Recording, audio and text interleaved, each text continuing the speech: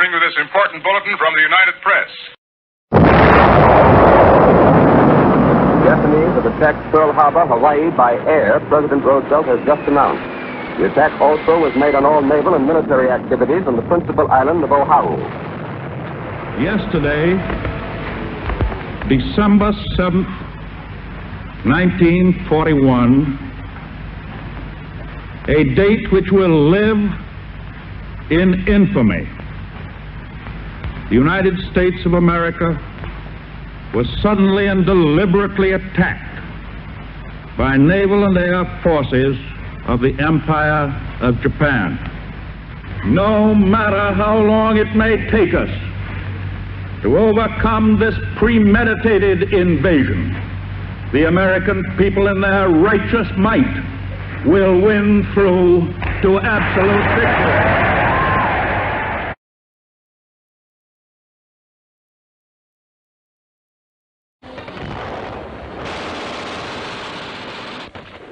The troops advance warily. Enemy gunners hide to cover the Wehrmacht retreat.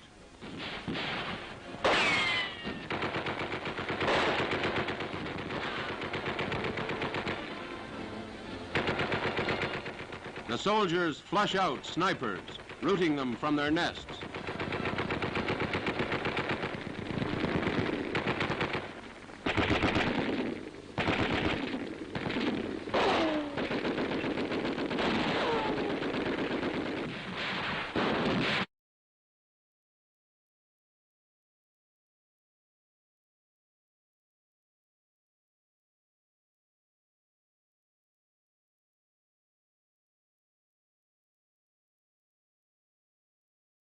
Is my earnest hope, and indeed the hope of all mankind, that from this solemn occasion a better world shall emerge out of the blood and carnage of the past.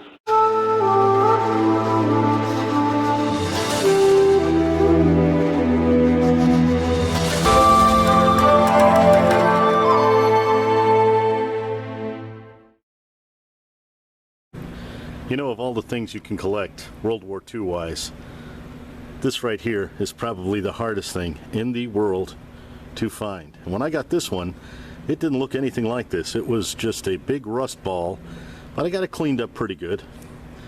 And I got a good amount of oil on there right now, but because I'm trying to just decarbon it a little bit. But this was a big rust ball. So how did I get it cleaned up? How did I salvage this? Well, I used a thing called naval jelly, and naval jelly reduces rust.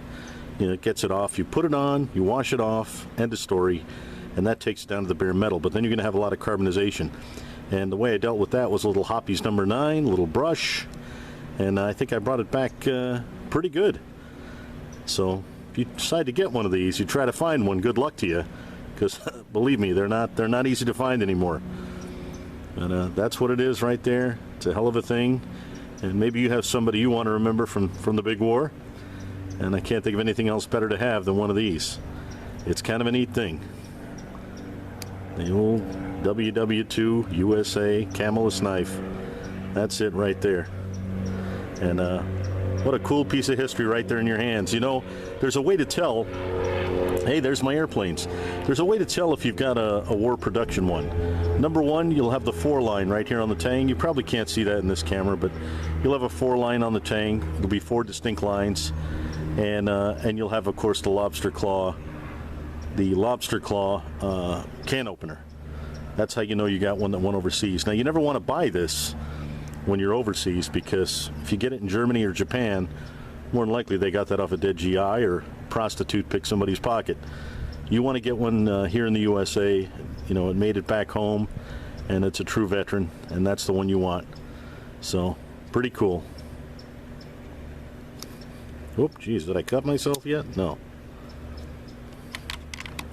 Hey, so real quick, another thing you need to look for when you get one of these knives, you want to make sure you have a vet.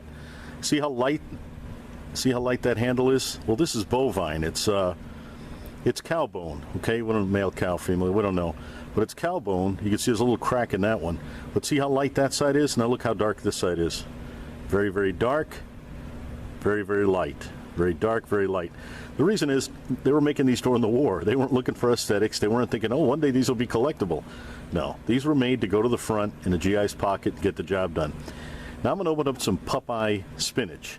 And there's a lot of spinach choices out there. If it's not Popeye spinach, I guess you just want to be beat up. But I thought, what cooler than to open up some Popeye spinach with an old W2 can opener. And that's the lobster claw. That's another thing. So you got the lobster claw, the mismatched handles where one is light, one is dark, and the 4-line on the tang of the blade. But let's see if this old W2 Warhorse can still get it done. Let's give this thing a shot.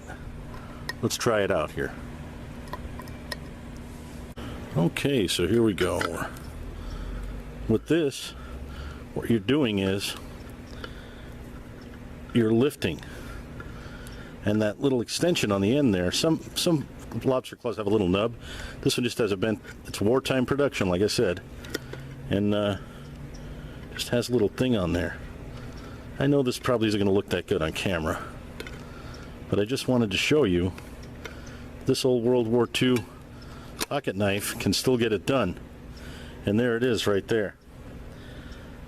That's it. WW2 Popeye spinach, United States of America. So it'll still get the job done on your next adventure. Still working after all that time. Stay safe, stay warm, stay free.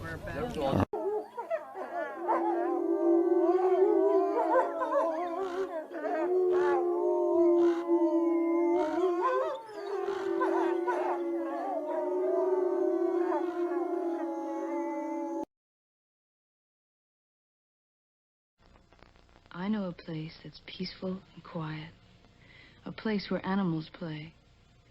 It's called the forest, but every year we start forest fires. A careless match or cigarette and poof, fire.